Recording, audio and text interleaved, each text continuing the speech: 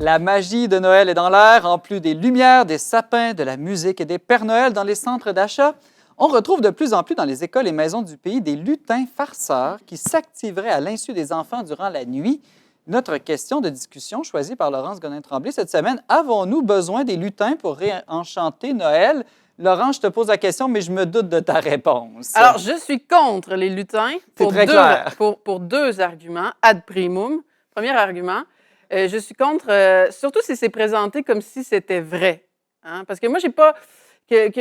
qu'on raconte des histoires, là, bon, même à la limite, le Père Noël, qu'on joue un peu le théâtre avec les enfants. Là, moi, mon fils, il en a écrit une lettre au Père Noël avec ses grands-parents, puis je me suis pas scandalisée, mais je lui dis, le Père Noël, c'est faux, ça n'existe pas, puis il va dire la bonne nouvelle à tous ses amis de la garderie. Non, mais quand tu vas au cinéma avec ton fils, est-ce que tu fais l'effort conscient de dire à ton fils ce qu'on a vu dans le film, là, ça n'existe pas? Moana n'existe pas. Ça dépend si tout le monde autour de lui essaie de le convaincre que c'est vrai dans la réalité. Ça dépend. Par exemple, Hercule, on a le petit livre là, de Hercule là, de Walt Disney. Là.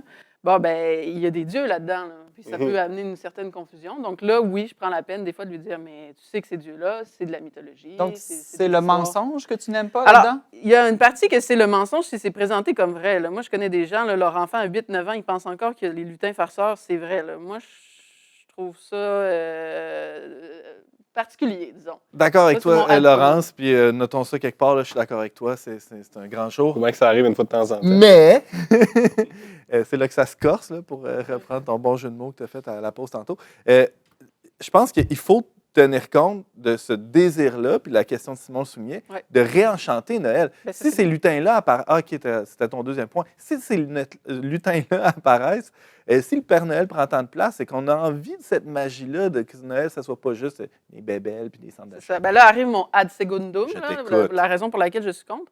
C'est que effectivement, moi, je suis la première à dire enchantons notre monde ennuyant, un matérialisme, métro, boulot, dodo, comme s'il n'y avait rien, comme s'il n'y avait pas de réflexion profonde sur l'amour, la mort. Mettons du majestueux dans nos vies, du transcendant. Mais c'est pas une bonne histoire. Alors là, je fais ma Jonathan Pajot. Là. Est-ce qu'un lutin, c'est transcendant? Je tombe dans le symbolisme, là, mais je dirais que du point de vue du sens, ce n'est pas intéressant. Puis je trouve qu'on tourne beaucoup... quand on veut mettre du merveilleux là, pour les enfants, dans les films aussi, on tombe beaucoup dans le cabotinage, les blagues, là, les lutins qui font des farces pendant qu'on fait dodo. Mais un enfant, là, ça ne veut pas juste des cadeaux du Père Noël, des farces. Ça a de la peine des fois. Moi, je veux dire, mes parents se sont séparés quand j'avais 4 ans. Autre partie de mon drame psychologique que je vous révèle ici. Mais un enfant... C'est pour ça que tu as de la misère avec les cadeaux. Oui, c'est ça. Tout est lié. Et les lutins et le Père Noël.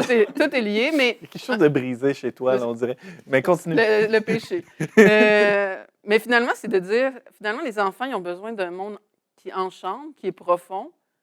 Mais ça, c'est pas du n'importe quoi. Là. Il suffit pas que je dise à ma fille, regarde, les licornes roses flash existent. Ou regarde, le lutin a renversé le pot de farine. Oui, c'est ça. Qu'est-ce que c'est le merveilleux dans le fond? Beaucoup de bruit pour rien. Qu'est-ce que c'est Alors enchanter réellement le monde? Ironiquement, Noël, c'est déjà merveilleux. Si on relit la vraie histoire de la naissance de Jésus, je veux dire, c'est déjà une naissance, une conception miraculeuse. Il y a des anges qui apparaissent dans le ciel, qui chantent gloire à Dieu.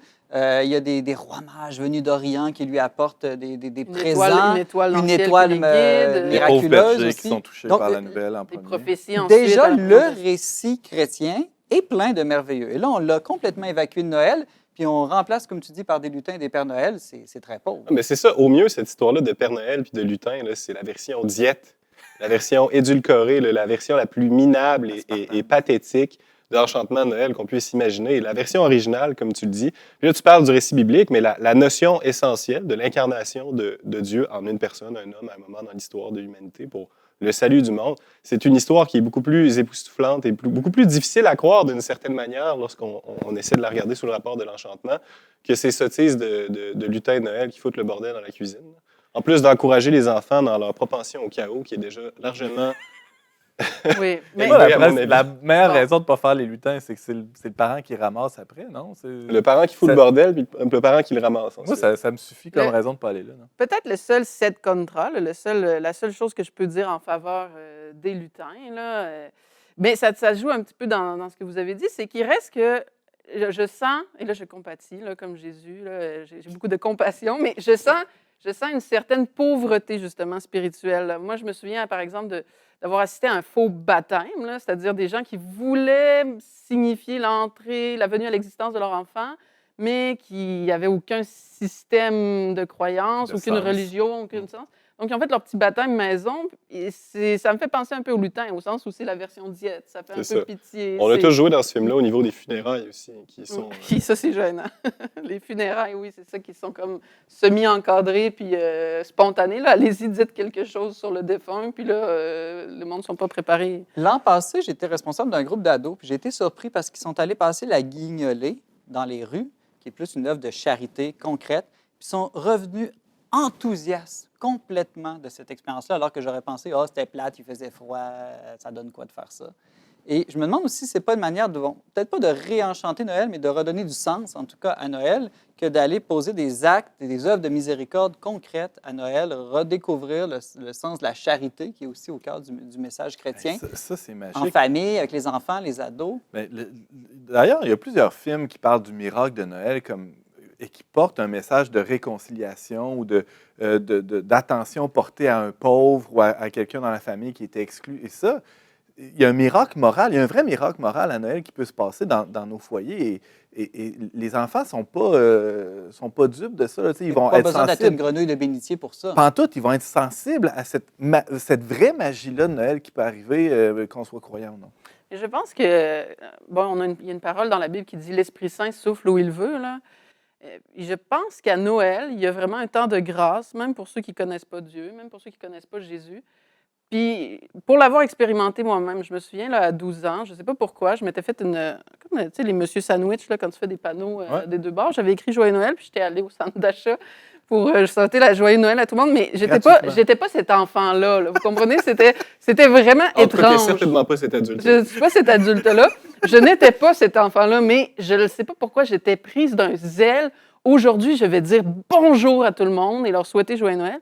Et c'est vraiment un moment qui a marqué ma vie de joie, de communion. Là, les gens, comment ne pas être content qu'une enfant de 12 ans se promène avec un Monsieur Sandwich écrit Joyeux Noël? Et je pense que cette grâce-là, les gens la sentent confusément. Là. Je pense que les gens sentent qu'il y a quelque chose de la paix qui est donnée, de la communion, mais on la cherche un peu aveuglément. Là. Alors, comment on va réenchanter Noël cette année? Qu'est-ce qu'on fait? On va à la messe, même si on est plus ou moins croyant. On met une crèche dans sa maison. Avez-vous des suggestions? On relit l'Évangile de Luc ou de Matthieu où on a le récit de la naissance de Jésus. Avez-vous d'autres idées? Tout ça en même temps? Regardez-moi pas. Moi, j'aime beaucoup les crèches vivantes, là, c'est-à-dire pour les enfants, là, je trouve que des fois aussi de vivre le Noël dans les yeux de nos propres enfants, c'est intéressant. Puis quand on met des personnages vivants, là, il y a quelque chose de frappant pour les enfants. Là. Marie, un Joseph véritable là, qui se promène avec un petit bébé. D'ailleurs, j'ai entendu dire entre les arbres, les branches, que Ben allait faire Joseph cette année. Oh, Oui, ça, c'est un miracle de Noël. C'est absolument si tu certain. n'étais pas cet enfant avec le Monsieur Sandwich, moi, je ne suis pas cet adulte, et pourtant... Mais son enfant C'est possible. est Comment cela se C'est fera malade. C'est moi qui ai le bébé qui a l'âge et le sexe qui convient. la mienne est un peu trop vieille. Alors, écrivez-nous pour nous dire comment vous pensez qu'on peut réenchanter ou comment vous prévoyez enchanter Noël cette année. Il suffit de nous écrire à verbomoteur@le-verbe.com.